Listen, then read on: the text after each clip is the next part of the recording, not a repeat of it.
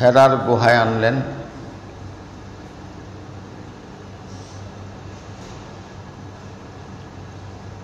প্রথমে পড়তে পারেন নাই, দ্বিতীয়বারও পড়তে পারেন নাই, তৃতীয়বারও পড়তে পারেন নাই।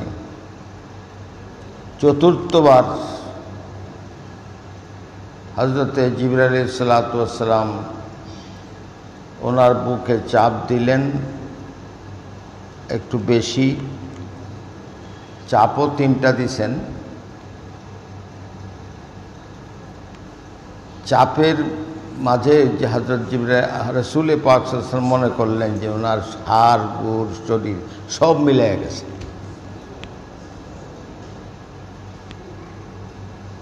এর মধ্যে আল্লাহ পাক একটা কানেকশন করাইলেন। এলেম দিবেন তো দিবেনই, একটা কানেকশন করাইলেন। আমরা যেমন বাল্বটা লাগাইলে পরে একটা কানেকশন দিয়ে হেন সুইচ দিলেই বাল্বটা জ্বলে, ঠিক আল্লাহ পাকের রাসূল এখানে চাপ দিয়ে একটা কানেকশন করাইলেন, যে কানেকশনটার অর্থ হইল যখনই আল্লাহ চাইবেন তখনই আল্লাহ এখানে যা ইচ্ছা তাই দিতে পারবেন, উনি সহ্য করতে পারবেন, ওনার আরও সুবিধা হবে। সুইচ অন করলেই সব হয়ে যাবে। এবং এই জ্ঞানটা যেটা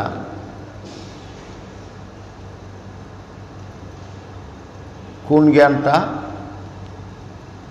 যে জিবরাইল আলাইহিস সালাম বলতেছেন ইকরা, পড়ো আল্লাহর নামে। তো পড়বেন কি? তাফসিরে মাযহারিতে আর বহু তফসিরে লিখতেছে যেখানে কোরআনে করিম উজ্জ আছে, আরবিতে কয় মাহজুফ আছে। ইকরাইল কোরআনা, কোরআন পড়ো আল্লাহর নামে। কারণ কোরআন ও হাদিস দুনিয়া কামাই করার জন্য পড়া যায় না। কারো যদি নিয়ত থাকে যে আমি এটা দিয়ে দুনিয়ায় কামাই করব,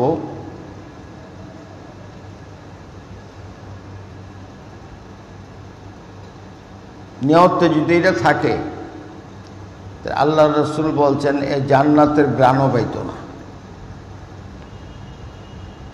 কি উদ্দেশ্যে পড়তে হবে? ইমাম গাজালি রহমাতুল্লাহ আলাইহি যে মাদ্রাসাত পড়তেন, এখানে মাদ্রাসার প্রতিষ্ঠাতা সব ছাত্রদেরকে একত্রিত করে জিজ্ঞাসা করতে থাকলেন তুমি কেন পড়ো? তখন এই পড়াই কাজী ডিসি যা হওয়ার হইতো, অন্য পড়া না। তো কেউ বলছে আমি এইটা হবো, আমি কালেক্টর হব, আমি এটা হব, ওইটা হইব, অনেক কিছু বলছে।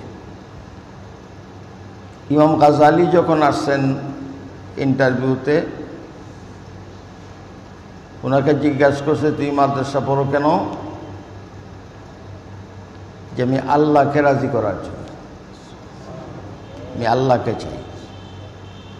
তখন প্রতিষ্ঠাতা বলছিল যে আজকে তুমি যদি না থাকতে তাহলে মাদ্রাসা আমি এইখানেই বন্ধ করে দিতাম, তোমার জন্য এই মাদ্রাসাটা খোলা থাকবে। আর মুসলমানের ইমানের উচ্চতর ডিগ্রিটাই হইল ইন্না সালাতি ওয়া নুসুকি ওয়া মাহইয়ায়া ওয়া মামাতি লিল্লাহি রাব্বিল আলামিন। আমার জীবন মরণ, আমার সমস্ত ইবাদত বন্দেগী একমাত্র আল্লাহর জন্য।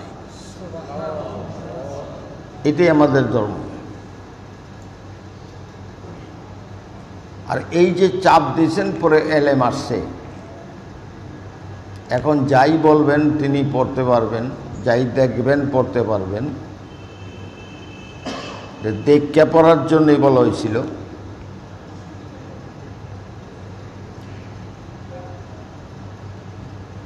দেখে পড়তে হইলে ওনার পড়া জানা লাগবে, ঠিক না বেঠিক?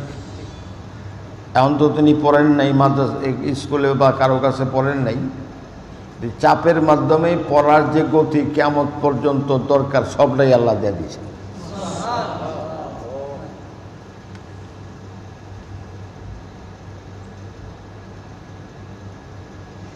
কোরআন শরীফ নাজিল হওয়ার সময়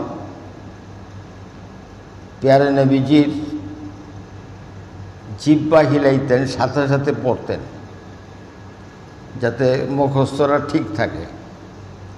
আর একজন ছাত্র সাথে সাথে তখনই আওড়াবে, পড়বে যদি তার বিশ্বাস থাকে যে আমি সাথে একবার পড়লেই আমার মুখস্থ হয়ে যাবে।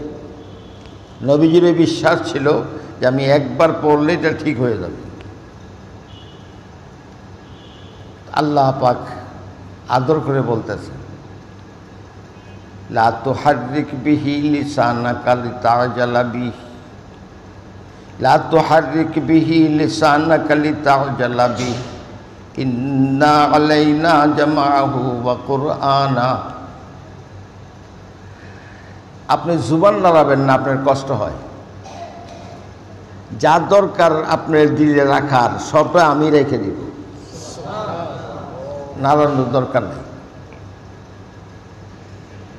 লিতা'জালা বিহি, তাড়াতাড়ি মুখস্থ করার জন্যে জিহ্বা নাড়াইতেছেন, দরকার নাই। এই জিহ্বা নাড়ানোটার কষ্টটা আমি আল্লাহর সহ্য হয় না, এটা করো না, আমি জানি। এরপরে যখন তোমার এটা বয়ান করার দরকার পড়বে, সুম্মা ইন্না আলাইনা বায়ানা, এটার তফসির সহ যা কিছু দরকার যখন দরকার পড়বে আমি আল্লাহ দিয়ে দিব। এই সুইচটা আল্লাহর পকেট থেকে দেওয়া হবে, অটোমেটিক আল্লাহর ট্যাপ বাজতে শুরু হয়ে যাবে। আমরা অনেক সময় মোবাইল টোনের মধ্যে কোরআন শরীফের আয়াত দেই, আর ফুলা মানে কয় আব্বা তোমার মোবাইল বাজদাছে। কোরআন শরীফের আওয়াজ বাজে না, তিলাওয়াত হয়। বাজ না বাজে, ঠিক না ঠিক? কোরআন শরীফের আয়াত বাজে না, এটা অনেক বেয়াদবি হয়ে যায়। এটা না করে অন্য দিন দিতেন। কেউ আজান দেয়, মোবাইল ফোনটা ভুলে লেগে গেছে গা, বাথরুমে এমন একটা অবস্থায় বইছে যে হাত দেওয়া সম্ভব না, কাপড় ছুটে যাবে, তখন পায়খানার মধ্যে আল্লাহু আকবার আল্লাহু আকবার আজান হইতে তাই না। বহুত আছে টোন। কোরআন শরীফের আওয়াজকে টোন কই না আমরা, টোন অন্য কিছুকে বলি। যা হোক, বাকিটা আলোচনা করছিলাম যে নবীজি যখন নাকি এখানে আল্লাহ পাক ছোট্ট করে বলে দিয়েছেন সারা পৃথিবীর সমাজতান্ত্রিক কমিউনিস্টপন্থীরা যে বলছে সমান করার লাগিয়া, কইছে না সবাই সমান, বাট বন্টন সমান, এটা আলোচনা যাব না। শ্রেণী সংগ্রামকে দূর করার জন্য তারা আন্দোলন করে। আল্লাহ পাক প্রথম আয়াতের মধ্যে শ্রেণী সংগ্রাম বলতে কিছু নাই এটা বলে দিলেন, যেটা বলেন সুবহানাল্লাহ। আল্লাহ পাক কি বললেন?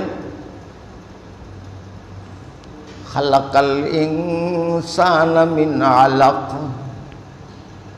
যত মানুষ আছে সবাইকে একটা রক্তপিণ্ড থেকে তৈরি করছি, আলাদা কোনো কিছু নাই। যে কোটিপতির একবারে বানাইছি, হাজার কোটিপতির আরেকবার বানাইছি, রাজার একবারে বানাইছি, প্রজারে আরেকবার বানাইছি, এইটা আমি করি নাই, সব সমান করে বানাইছি। যে রক্তপিণ্ড দিয়ে আমি নবীকে বানাইছি, ওই রক্তপিণ্ড দিয়ে আমি তোমাকেও বানাইছি। কত সম্মান তোমার, এটা দূর করে দিয়েছেন। যার কারণে আমরা কই যে শরীর কাটে রক্ত সবারই ভিতরে একরকম। নবীজি বিশ্রাম করতেছেন, কম্বল বলছিলাম যে কম্বল দেওয়াইছে হযরত খাদিজা, পরীক্ষা করাইছে হযরত খাদিজা, সব কিছুর মধ্যে বেরিয়ে আসছে ওনার মঙ্গল। তুফানের পরে মানুষ একটু বিশ্রাম নেয়, ঠিক তখন আল্লাহ পাক ডাক দিলেন, উঠো, শুয়ে থাকার সময় নাই। ইয়া আইয়ুহাল মুযাম্মিল কুমিল লাইল, হে কম্বলওয়ালা উঠো, দায়িত্ব আছে। দুনিয়ার সিস্টেমকে পরিবর্তন করে আল্লাহর সিস্টেমকে আনা হইল নবীগণের দায়িত্ব।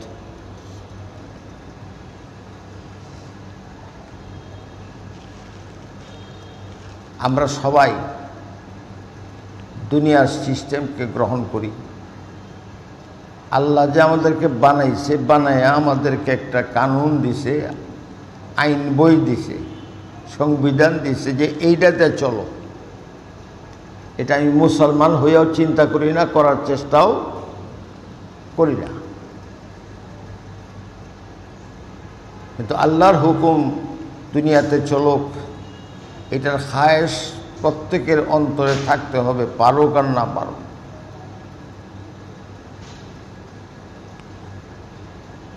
আমরা অনেক সময় বলি যে হুজুর এইটা আপনার কথা মানলে কি আর দুনিয়াতে চলন যাইব?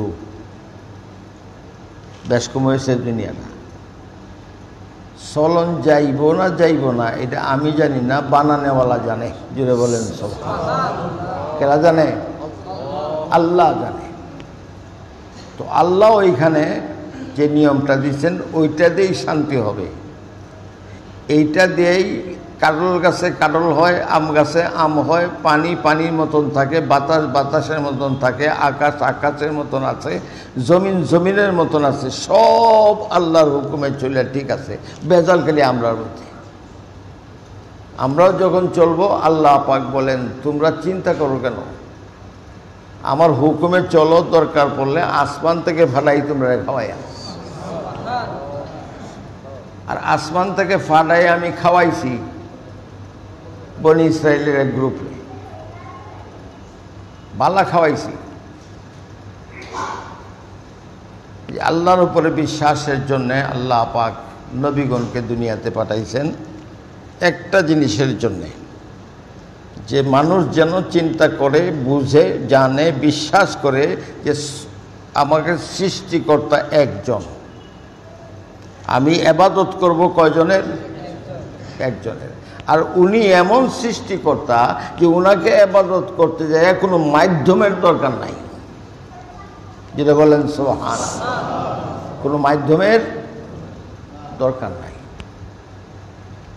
নবীজি যা বলছেন আল্লাহর কথা বলছেন, ওমা ইয়ানতিকু আনিল হাওয়া ইন হুয়া ইল্লা ওয়াহিয়ুন ইউহা, শুধু ওহিটাই বলেছেন তিনি, নিজের ইচ্ছায় কিছুই বলেন নাই। জুড়ে বলেন সুবহানাল্লাহ। নিজের কোনো নজরিয়া, নিজের কোনো চিন্তা, নিজের কোনো ফিলোসফি আল্লাহ পাকের রসুল ইসলামে লাগান নাই। একটা বান্দা তখনই পূর্ণ মুসলমান হতে পারবে, অবশ্যই তখনই হতে পারবে যখন সে আল্লাহর সবগুলি হুকুমকে পরিপূর্ণভাবে অন্তরে বিশ্বাস করবে, খুশির সাথে। জুড়ে বলেন সুবহানাল্লাহ।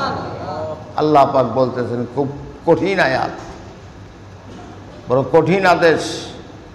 ফালা ওয়া রাব্বিকা লা ইউমিনুন, ও মুহাম্মদ তোমার রবের কসম, তোমার রবের কসম,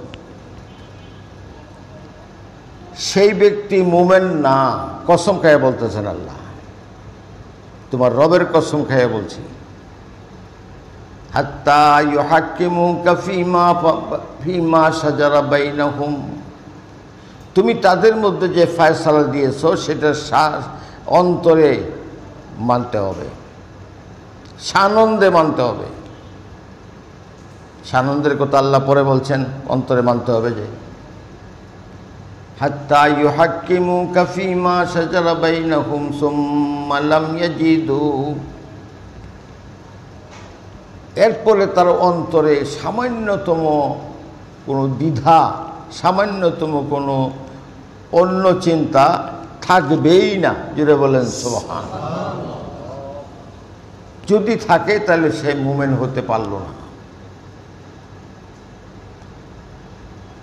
তো আমরা যদি মনে করি যে এই যুগে ঘুষ না গেলে চলা যাবে না, এই যুগে সুদ না নিলে চলা যাবে না, এই যুগে মিথ্যা না বললে কিছুই করা যাবে না, তাহলে আল্লাহ কসম খায় কইতেছেন তাইলে এইটাও শোনো, তোমার ঈমানও মানা হবে না। যেটা বলেন সুবহানাল্লাহ, তোমার বিশ্বাসটাও মানা হবে না। কারণ আমি আল্লাহ, কিয়ামত পর্যন্ত যা হবে আমি করছি, আমি জানি চলবে কি না চলবে। কাজী নবীকে আল্লাহ বললেন যে উঠো, ইয়া আইয়ুহাল মুদ্দাসসির কুম ফাআনজির ওয়া রাব্বাকা ফাকাব্বির, উঠো। মুদ্দাসসির বলা হয় যে গড়ের যে জিনিস আউলামালো হয়ে গেলে ভাঙিয়ে গেলে পরে যে জুরাতারি লিয়ে গড়টা বানায় না, এটার কয় মুদ্দাসসির, যেটা পাখি বানায়। সব এলোমেলো হয়ে গেছে, এটার বানাও। নবীজি এটা বানানি শুরু করলেন। ক্ষমতার বাইরে আল্লাহ দিচ্ছেন না হুকুম, নীরবে গোপনে করতেছে। এরপরে আল্লাহ পাক বলছেন, এখন প্রকাশ্যে বলো। এখন গোপনে করতে যায় যা হয়েছে, প্রকাশ্যে করতে যায় যা করছে, এটা আলোচনার সময় একটু সময় লাগবে। যে কত কষ্ট করে, কত চেষ্টা করে, কত মেহনত করে নবী পাক সাল্লাল্লাহু আলাইহি ওয়াসাল্লাম একজনকে মুসলমান বানাইছে। যারা মুসলমান হয়েছেন তারাও কাজ করছেন, তারা অন্যদেরকে দাওয়াত দিয়ে আনছেন, বা তার কাছে অনেকেই মুসলমান হয়েছে। আল্লাহ আমাদেরকে তৌফিক দান করুন যে নবীজির জীবনীর সাথে আমার জীবনীর যাতে এইভাবে মিলে। গ্রাম দেশও দেখছেন না, ফিডা বানায় একটা তাকসির মধ্যে দেয়া, এটাকের মধ্যে দেয় ফিডা বানায়, এই কাইটা দিয়া পরে খুলে, তো এটার মধ্যে যা আছে এটার মধ্যে তাই আছে। আমি এরকম কাই হয়ে যাই, কাই হয়ে নবীজির যে বর্তন আছে এটার মধ্যে নিজেকে ঢালি এবং নবীজির তরিকার মতো নিজের জীবনটাকে বাইর করে নিয়ে আসি। এরা সুন্নত পড়েন নাই, 4 রাকাত সুন্নত।